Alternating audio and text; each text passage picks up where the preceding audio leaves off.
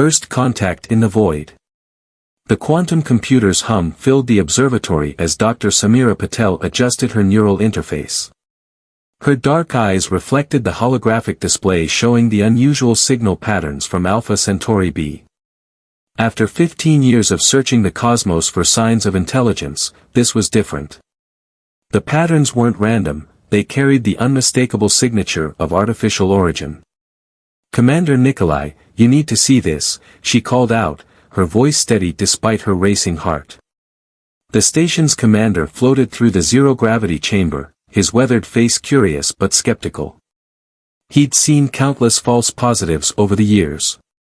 "Another phantom signal, Doctor?" he asked, grabbing a handhold to stabilize himself. Samira shook her head, pulling up the analysis matrices.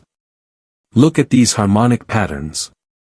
They're perfectly aligned with mathematical constants, pi, phi, the fundamental physical constants. This isn't natural phenomenon." The holographic display expanded, showing a three-dimensional representation of the signal structure. Complex geometric patterns rotated in the air between them, each facet containing encoded information that defied random chance. "It's not just a signal," Samira continued, "it's an invitation. These coordinates embedded in the pattern, they're pointing to a specific location in the Alpha Centauri system." Commander Nikolai's expression shifted from skepticism to wonder as he studied the data. "How long has this been broadcasting?" "That's the thing," Samira replied, bringing up another display. "The signal appears to be ancient, potentially thousands of years old. It's been repeating on a precise cycle, waiting for someone to notice." The discovery set in motion a chain of events that would reshape humanity's understanding of its place in the cosmos. Within months, the United Earth Space Initiative fast-tracked the construction of humanity's first faster-than-light vessel, the Stellar Horizon. Drawing upon breakthrough quantum propulsion technology that had been in development for decades, the ship would carry a carefully selected crew on humanity's first journey beyond the solar system. Dr. Patel found herself chosen as the mission's chief xenoarchaeologist, joined by a diverse crew including Captain June Park, a decorated veteran of the Mars colonies, Dr. Hassan Rahman, a brilliant quantum physicist, and Aurora Martinez, an expert in xenolinguistics and cultural interpretation.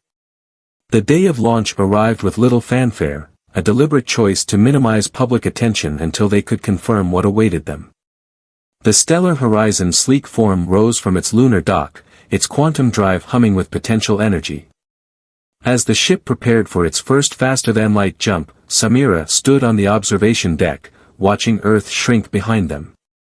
The blue marble that had cradled humanity looked simultaneously fragile and eternal from this distance. "Having second thoughts?" Captain Park asked, joining her at the window. His presence was reassuring, decades of experience evident in his calm demeanor. "Not about the mission," Samira replied. "But I can't help wondering what we'll find. The signal's complexity suggests a civilization far beyond our current capabilities. Yet they chose to leave a message rather than maintain contact. Why? Perhaps that's the greatest mystery we're meant to solve," Park said thoughtfully.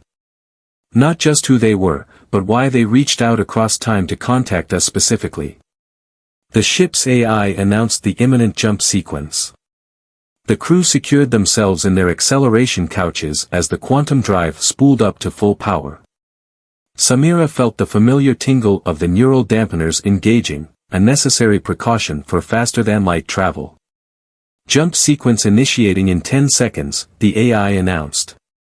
All systems nominal." As the countdown reached zero, reality itself seemed to bend around them. The stars stretched into infinite lines of light, and the stellar horizon took humanity's first step into a much larger universe, carrying with it the hopes, dreams, and uncertainties of an entire species. None of them could have predicted the profound discoveries that awaited them in the Centauri system, discoveries that would challenge their understanding of not just space and time, but the very nature of consciousness and humanity's role in the cosmic dance. Ledge needed to access them. "There's more," Hassan said, his voice tense with excitement as he worked at another console. "They left markers for other civilizations to find, tests to determine when a species was ready to inherit their legacy. Our development of quantum technology, our ability to detect and decode their signal, these were the criteria they set.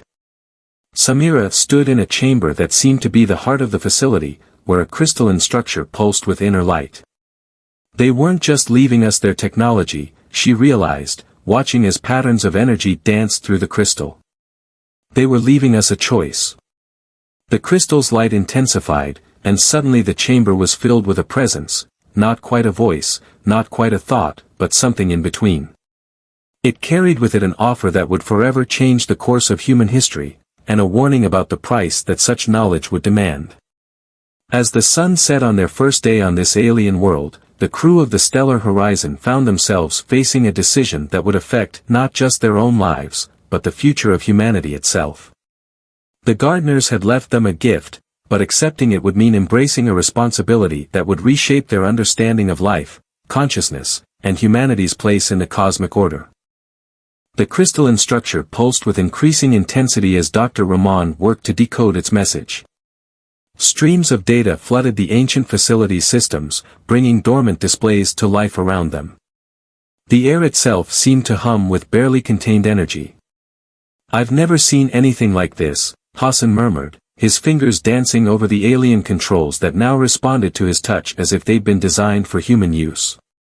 The crystal isn't just a data storage device, it's a quantum consciousness matrix. Samira moved closer to examine the shifting patterns within the crystal. A consciousness matrix? You mean it's alive, Hassan confirmed. Or rather, it contains echoes of the gardener's consciousness. A fraction of their collective knowledge, preserved in quantum states. The crystal flared, and suddenly the chamber transformed around them. Holographic images filled the space, showing scenes from across the galaxy. They watched as civilizations rose and fell, as stars lived and died, as the cosmos itself danced to rhythms they were only beginning to understand. But among these visions of wonder, darker images emerged.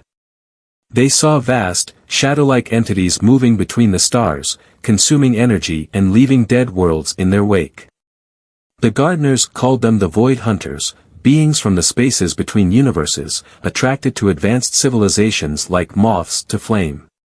That's why they left, Captain Park realized, his usually steady voice tight with concern. They didn't just ascend, they were hiding. Making themselves invisible to these hunters.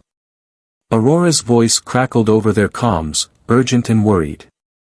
"Captain, we're detecting unusual quantum fluctuations in the system's outer regions. Something's disturbing the space-time fabric." The crystal's light pulsed in response, and new information flooded their minds. The gardener's warning became clear, their signal, their invitation to humanity, had not gone unnoticed.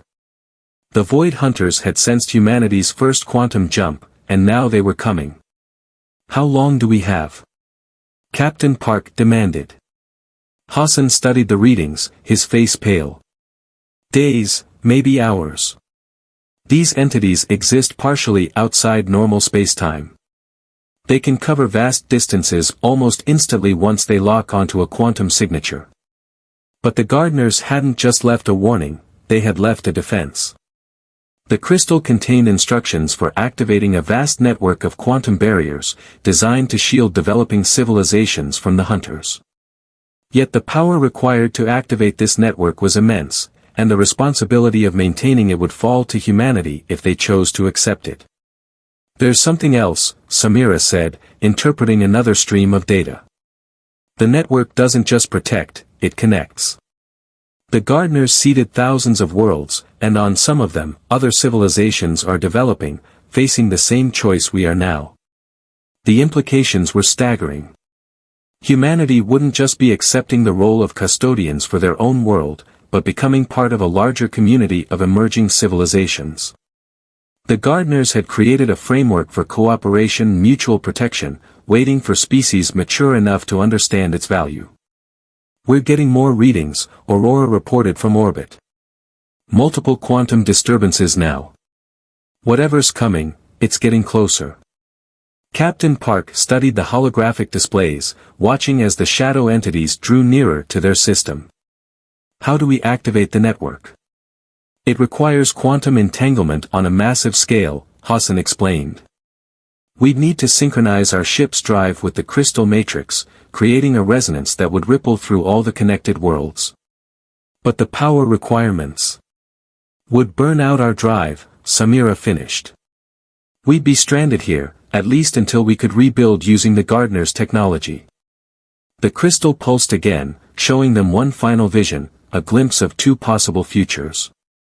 In one, Earth lay dark and lifeless, consumed by the void hunters.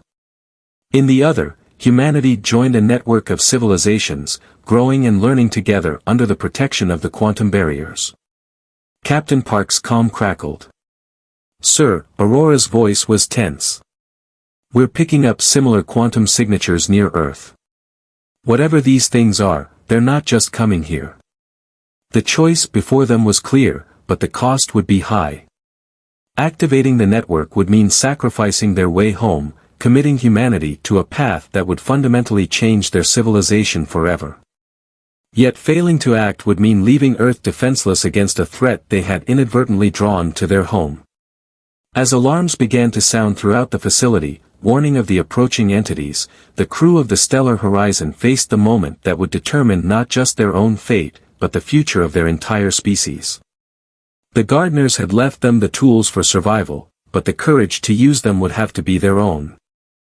A symphony of survival. The research vessel Resilience cut through the Antarctic waters, its hull vibrating with the gentle hum of advanced molecular scanners. Dr. Nikolai Volkov stood at the observation deck, his weathered hands gripping a steaming mug of black coffee, eyes fixed on the horizon where prehistoric secrets lay buried beneath millennia of ice and time. Sofia Rodriguez adjusted the holographic display, her fingers dancing across quantum-sensitive interfaces that mapped geological strata with unprecedented precision. The walls of the research laboratory seemed to pulse with anticipation, filled with centuries of collected specimens and cutting-edge technology designed to unlock the mysteries of planetary survival. Look at this, Sophia called out, her voice a mixture of excitement and scientific precision. A three-dimensional projection materialized between them, revealing the intricate layers of Earth's geological memory. The Permian-Triassic boundary, the Great Dying, it's more complex than we ever imagined. Nikolai approached, his Russian accent slight but distinct. 96% of marine species. 70% of terrestrial vertebrate species. Gone. His fingers traced the holographic layers, each touch revealing deeper insights into the most catastrophic extinction event in Earth's history. The Resilience was more than just a research vessel. It was a time machine of sorts, equipped with the most advanced genetic reconstruction and paleo-environmental analysis tools humanity had ever developed. Sophia and Nikolai represented the pinnacle of interdisciplinary scientific collaboration, she, a genetic reconstruction expert with a radical approach to understanding evolutionary resilience, he, a specialist in extinction events with a profound respect for the delicate balance of planetary ecosystems. It wasn't just a single event, Sophia explained, rotating the hologram to show multiple converging catastrophes. The Siberian Traps volcanic eruptions, massive methane releases, complete oceanic oxygen depletion, a perfect storm of planetary destruction. Nikolai's eyes narrowed. The parallels to current climate challenges were unmistakable. Humanity stood at a similar precipice, though this time with the potential to understand and potentially mitigate their own existential threat. Their current mission was unprecedented, to reconstruct not just the genetic histories of extinct species, but to understand the precise mechanisms of planetary resilience. Deep within the ship's genetic laboratories, fragments of ancient DNA whispered stories of survival against impossible odds. The most fascinating aspect, Sophia continued, her passion breaking through her scientific reserve, is not the destruction, but the recovery. Life doesn't just survive, it transforms. A holographic projection of early Triassic ecosystems began to emerge. Primitive reptiles, small and adaptable, scurrying through landscapes that would seem alien to modern eyes. These were the ancestors of everything that would come: dinosaurs, mammals, ultimately humans. Nikolai placed a hand on a specimen container, within which lay carefully preserved genetic samples. Each extinction is a reset button, he mused. Not an end, but a beginning. Their research had implications far beyond historical understanding. As human civilization faced unprecedented environmental challenges, the lessons of planetary resilience became more than academic curiosity, they were a potential roadmap for survival. The ship's quantum communication array suddenly lit up, bringing an urgent transmission from their ground research team in Siberia. New discoveries were emerging from the permafrost, genetic markers that suggested even more complex survival mechanisms than previously understood. Sophia's hands flew across the interfaces, integrating the new data. "Look at this genetic resilience marker," she said, her voice a blend of wonder and scientific precision. "It's a molecular adaptation mechanism we've never seen before." Outside the ship's reinforced windows, the Antarctic landscape stretched endlessly, a blank canvas of white that held memories of millions of years of planetary transformation. Each layer of ice, each preserved specimen, was a testament to life's extraordinary capacity to adapt, to persist, to reimagine itself. Nikolai watched Sophia work, recognizing in her the same passion that had driven scientific discovery for generations. They weren't just researchers, they were storytellers, translating the complex language of planetary evolution for a species that was still learning to listen. "We're not just studying extinction," Nikolai said quietly. "We're understanding survival." The Resilience continued its journey, a beacon of human curiosity cutting through the ancient, silent waters, carrying within its hull the most profound questions about life, adaptation, and the extraordinary resilience of existence itself. Reflections on survival. As night fell over the Antarctic research vessel, the boundary between scientific investigation and philosophical contemplation blurred. The stories of planetary survival were more than data points, they were a cosmic narrative of hope, transformation, and the relentless drive of life to continue, to evolve, to persist against seemingly insurmountable challenges. The threshold of infinity. The Quantum Nexus orbital station hung like a crystalline spider web against the infinite blackness of space, its intricate networks of research modules and communication arrays pulsing with the collective dreams of humanity. Dr. Fatima Al-Jaziri stood before the massive observation window, her dark eyes reflecting the countless stars that stretched beyond human comprehension. "We're more than just observers now," she murmured to Gabriel Santos, who was calibrating a series of quantum communication arrays. "We're becoming architects of our own cosmic narrative." Gabriel looked up, a smile playing at the corners of his mouth. His hands moved with practiced precision, each gesture a delicate dance of technological mastery. "Architects or passengers?" he challenged, his voice carrying the weight of generations of human exploration. The station was more than a research facility. It was humanity's first true bridge between terrestrial existence and cosmic potential. Years of evolutionary struggle, of planetary challenges, of near-extinction events had culminated in this moment, a testament to human resilience, curiosity, and unbridled imagination. Fatima's research focused on interstellar communication mechanisms that went beyond traditional electromagnetic signals. Her quantum entanglement communication systems promised to revolutionize humanity's understanding of connection, transcending the limitations of light-speed communication. "The genetic memories we've reconstructed," Fatima explained, bringing up a holographic display that showed intricate molecular structures, "they're more than historical records. They're blueprints of survival." The display shifted, showing the evolutionary journey they had traced, from primordial single-cell organisms to the complex beings now standing in this orbital sanctuary. Each genetic marker told a story of adaptation, of overcoming seemingly insurmountable challenges. Gabriel's communication systems began to pulse with an unusual rhythm. "We're receiving something," he said, his voice a mix of excitement and scientific caution. "But it's not like anything we've ever intercepted before." The quantum arrays began to translate a signal that seemed to exist simultaneously across multiple potential states. It wasn't a message in any traditional sense, it was more like a vibrational echo of cosmic information, a whisper of potential that defied conventional understanding. "It's a resonance," Fatima breathed, her hands moving across the interfaces. "Not just a signal, but a kind of cosmic conversation." Outside the station's windows, a massive solar flare erupted, painting the darkness with ribbons of electromagnetic energy. Humanity had learned to read these cosmic performances, to understand them not as threats, but as communications from the universe itself. Their work represented the culmination of billions of years of planetary evolution. From the first microscopic life forms that emerged in Earth's primordial oceans to the technological beings now reaching into the cosmic unknown, every challenge had been a preparation for this moment. "We're not just exploring space," Gabriel said, his voice soft but filled with conviction. "We're continuing the story of adaptation that began billions of years ago." The quantum communication system began to stabilize, revealing fragments of information that seemed to dance between mathematical precision and pure poetry. Star maps, genetic sequences, gravitational wave patterns, all intertwined in a complex narrative that suggested the universe was far more interconnected than humanity had ever imagined. Fatima's research had discovered something profound: evolution wasn't just a biological process.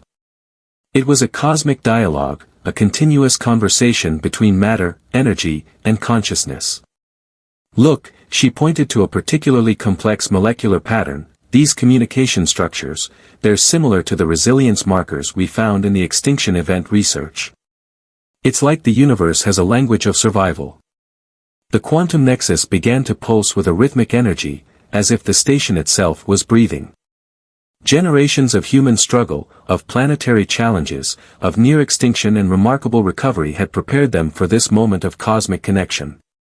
Gabriel watched the communication arrays, his fingers hovering just above the interfaces.